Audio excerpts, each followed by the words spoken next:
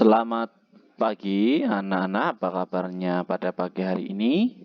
Kembali lagi kita di pembelajaran tematik untuk tema 5, sub 1, pembelajaran 1 dan 2.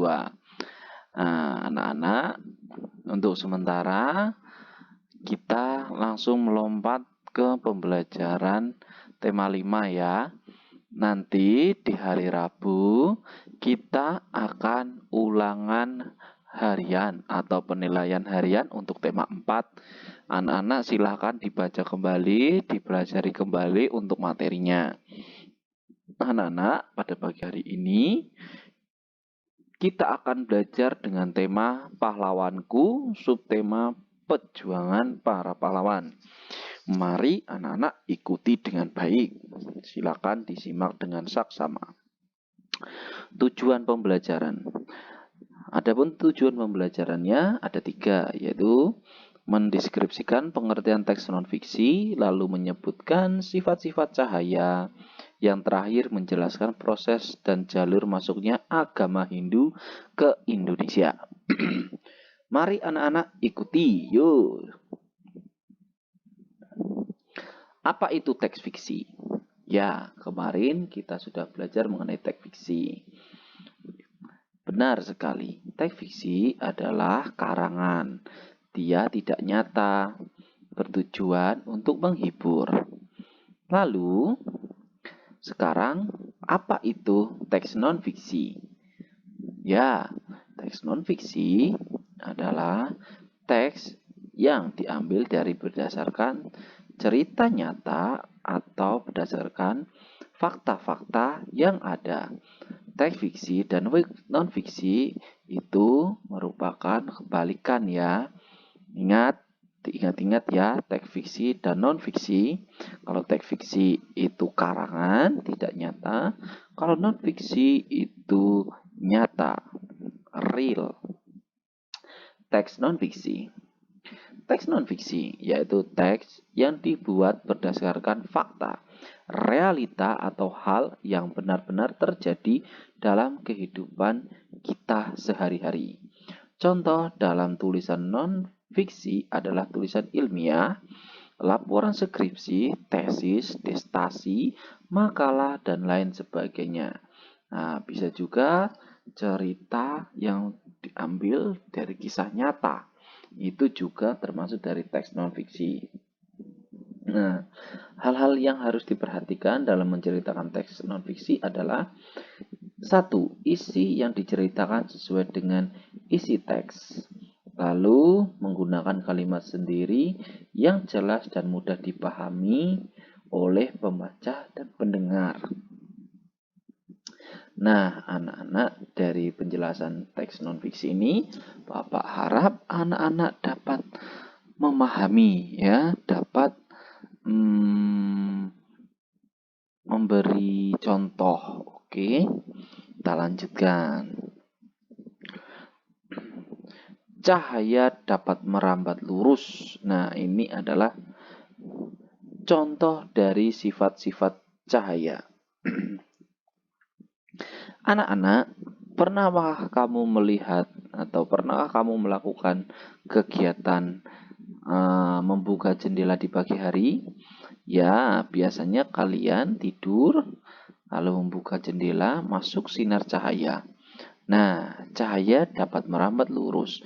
Contohnya, cahaya matahari yang menerobos kerimbunan pepohonan, cahaya yang masuk pada celah ruangan seperti ventilasi atau jendela. Jika kita berada dalam suatu ruangan yang terdapat sebuah celah, dari luar tampak berkas cahaya masuk ke dalam ruangan. Cahaya yang masuk melalui celah-celah selalu membentuk garis lurus. Nah, Bapak berikan contoh. Ini dia.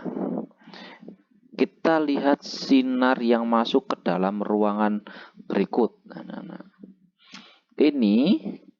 Ini jendela ya. Di luar jendela itu ada sinar matahari.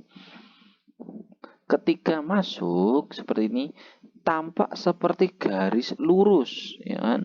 Nah, ini yang disebut dengan sifat cahaya dapat merambat lurus. Nah, ya, dapat dipahami ya. Oke, anak-anak. Lanjut. Cahaya menembus benda bening. Contoh cahaya dapat menembus benda bening adalah dapat menembus gelas kaca yang bening dan kaca pembesar. Cahaya mampu menembus dan melewati benda bening seperti kaca, air jernih, botol bening, dan lainnya. Nah, ini ada sebuah gambar ketika seorang anak melakukan percobaan memakai senter, dia memancarkan cahaya ke botol atau ke gelas kaca. Karena gelas kaca itu bening ya, kita bedakan anak-anak, bening dengan putih. Nah, contoh barang-barang atau benda yang bening itu bisa terlihat sisi selanjutnya. Nah, seperti ini. Kalau bening ya anggaplah seperti susu, cas HP, cas HP yang putih. Nah, itu ya. Lalu seragammu putih, merah. Itu putih. Bedakan putih dengan bening, anak-anak. Oke. Nah, kalau bening itu bisa menembus benda. Nah, ketika cahaya itu disorotkan ya ke benda bening, tentu saja cahaya jatuh ke benda selanjutnya. Nah, maka pengertian itu sifat cahaya menembus benda bening, anak-anak. Lanjut. Ini dia. Sifat cahaya. Cahaya dapat dipantulkan. Ya. Cahaya dapat dipantulkan. Contohnya, di suatu ruangan gelap, senter dinyalakan dan diarahkan ke cermin. Ternyata cahaya memantul ke arah yang berlawanan, artinya cahaya dapat dipantulkan. Seperti ini. Ketika ada seorang anak, maaf, sebelumnya Bapak beri pengertian dulu mengenai perbedaan cermin dengan kaca ya. Kalau cermin itu adalah tempat kita untuk biasa bercermin ya. Biasanya ada bayangan kita di situ. Kalau kaca itu tidak ya. Harus dipahami ya. Ini dia contohnya. Ketika kita sorotkan cahaya ke cermin, dia akan memantul ke arah yang berlawanan. Ya, seperti ini. Nah, ini adalah sifat cahaya dapat dipantulkan, anak-anak. Lalu, cahaya dapat dibiaskan. Contoh, ini adalah contoh. Contohnya, pensil terlihat patah saat dimasukkan ke dalam gelas bening berisi air jernih dan ikan dalam akuarium terlihat lebih besar. Pembiasan cahaya adalah peristiwa pembelokan cahaya setelah melalui medium merambat. Yang dimaksud dengan sifat cahaya ini adalah ini dia. Air ini adalah medium merambatnya, anak-anak. Ketika sendok atau pensil kita masukkan, terlihat seperti patah karena mata kita melihatnya. Jika ini tidak patah, maka ini akan lurus seperti ini, anak-anak. Kenapa ini bisa terlihat patah? Karena benda ini ya cahaya membelokkan cahaya setelah melalui medium rambatnya. Jadi dia jatuhnya seperti ini. Nah, karena seperti ini, sifat cahaya ini disebut dengan cahaya dapat dibiaskan. Oke, anak-anak.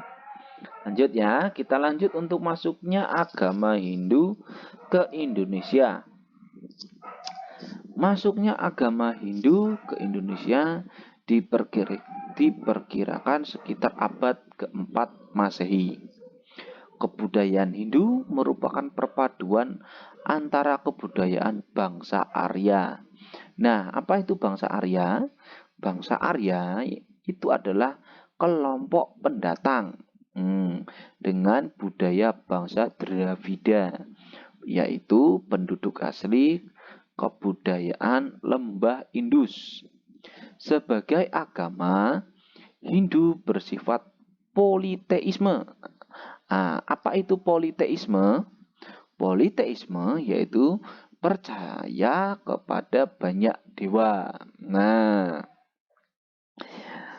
dewa dalam agama Hindu dikenal ada 3 dewa, yaitu tiga dewa utama yang disebut Trimurti. Apa itu 3 dewa Trimurti? 3 dewa Trimurti terdiri atas dewa Brahma, yaitu biasa disebut oleh agama Hindu dewa pencipta. Lalu dewa Wisnu. Nah, dewa Wisnu ini disebut dengan dewa pemelihara. Dan dewa Siwa. Dewa Siwa ini disebut juga dengan dewa perusak. Nah, agama Hindu sendiri masuk ke Indonesia melalui 2 jalur, yaitu jalur laut dan jalur darat. Anak-anak, ingat-ingat ya, ketika mau menjelaskan, diperhatikan. Hindu ke Indonesia itu diperkirakan abad keempat Masehi. Lalu, kebudayaan Hindu merupakan perpaduan antara kebudayaan bangsa Arya dengan budaya bangsa Dravida. Hindu bersifat politeisme, percaya kepada banyak dewa. Ada 3 dewa utama, yaitu Brahma sebagai pencipta, Wisnu pemelihara, dan yang terakhir dewa Siwa sebagai perusak. Mari kita pelajari bagaimana agama Hindu masuk ke Indonesia. Melalui jalur apa saja? Melalui jalur laut tentu saja. Para penyebar agama Hindu datang ke Indonesia mengikuti kapal para pedagang. Jalur perjalanannya berawal dari India menuju Myanmar, Thailand, menuju Malaya, semenanjung Malaya, kemudian menuju ke Indonesia. Sementara itu, dari semenanjung Malaya ada yang terus ke Kamboja, Vietnam, China, Korea, dan Jepang. Ada pula yang langsung dari India ke Indonesia dengan memanfaatkan angin muson barat. Nah, nanti juga kita akan belajar apa sih angin muson, ya kan? Ini merupakan jalur laut. Anak-anak, jika menggunakan jalur laut, tentu saja dengan kapal anak-anak ya. Nah, itu orang-orang itu menyebarkan agamanya melalui jalur perdagangan di laut. Lanjut, lalu jalur darat. Para penyebar agama Hindu mengikuti pedagang melalui jalan sutra, yaitu dari India ke Tibet, terus ke utara hingga Cina, Jepang, dan Korea. Ada juga yang dari India Utara menuju Bangladesh, Myanmar, Thailand, semenanjung Malaya, lalu menuju Indonesia. Kehadiran agama Hindu menandai berakhirnya zaman prasejarah di Indonesia. Ciri-ciri peralihan zaman prasejarah adalah dengan dikenalnya tulisan. Hal ini dibuktikan dari beberapa prasasti yang ditemukan berasal dari kerajaan Tarumanegara yang menggunakan tulisan Pallava, tulisan asli India. Hal ini membuktikan bahwa agama Hindu masuk ke Indonesia dan mengakhiri masa prasejarah di Indonesia ke masa sejarah. Begitu anak-anak ya. Nah, kalau jalur darat ini cirinya yaitu kehadiran agama Hindu menandai berakhirnya zaman prasejarah karena terdapat tulisan, ya kan? Nah, tulisan yang menggunakan kerajaan Tarumanegara menggunakan tulisan Pallawa. Nah, hal tersebut membuktikan bahwa agama Hindu masuk ke Indonesia dan mengakhiri masa prasejarah di Indonesia masuk ke masa sejarah. Begitu ya. Nah, ini dia. Ada prasasti Yupa merupakan peninggalan kerajaan Kutai yang bercorak Hindu.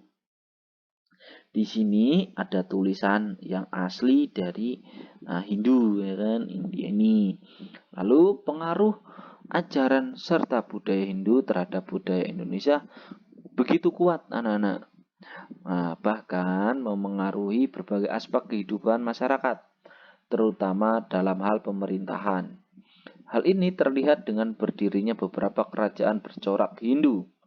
Kerajaan-kerajaan tersebut antara lain Kerajaan Kutai, Kerajaan Tarumanegara, Kerajaan Mataram kuno, Kerajaan Kediri, Kerajaan Singasari, dan Kerajaan Majapahit.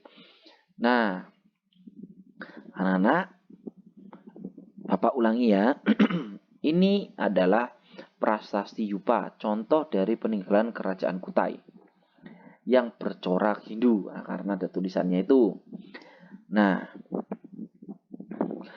pengaruh ajaran Hindu, ya kan, banyak pengaruhnya terhadap masyarakat, anak-anak, terutama dalam pemerintahan. Nah, kerajaan-kerajaan yang mempunyai corak Hindu adalah Kutai.